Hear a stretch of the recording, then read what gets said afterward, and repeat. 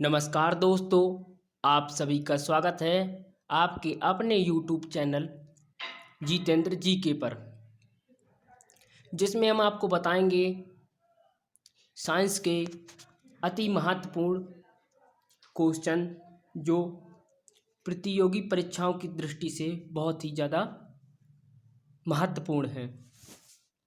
First आता है मानव त्वचा को रंग देने वाला वर्णक है।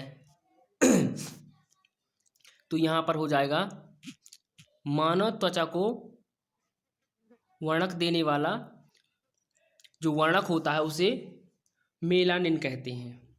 अगला आता है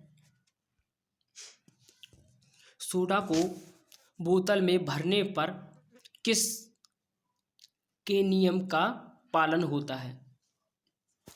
जो सोडा होता है अगर उसको बोतल में अपन भरते हैं तो किस नियम का पालन होता है वहाँ पर, तो वहाँ पर अपने हेनरी के नियम का पालन होता है। अगला आता है किस स्तनधारी के दूध में जल की मात्रा सबसे कम होती है। तो यहाँ पर हो जाएगा अपना जो मादा हाथी होती है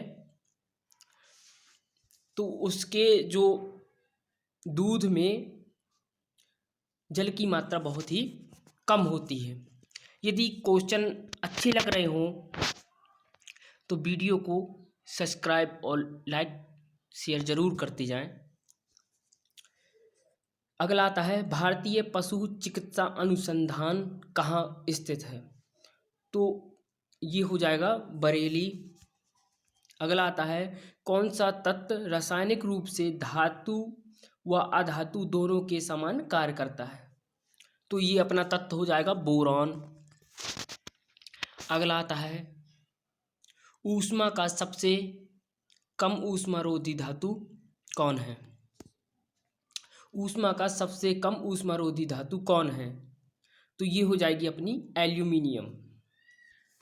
अगला आता है यदि साबुन के बुलबुले को ऋण आवेश द्वारा आवेशित करें तब इसकी त्रिज्या क्या होगी। तो इसकी त्रिज्या बढ़ने लगती है। अगला आता है विद्युत बल्ब की ज्योति दक्षता का मात्रक है। विद्युत बल्ब होती हैं जो जलते हैं अपने घरों में, उसकी जो ज्योति दक्षता होती है तो उसका मात्रक पूछा गया यहाँ पर। तो मात्रक हो जाएगा ल्यूमेन प्रति वाट। यदि वीडियो अच्छा लग रहा हो तो लाइक सब्सक्राइब जरूर करते जाएं।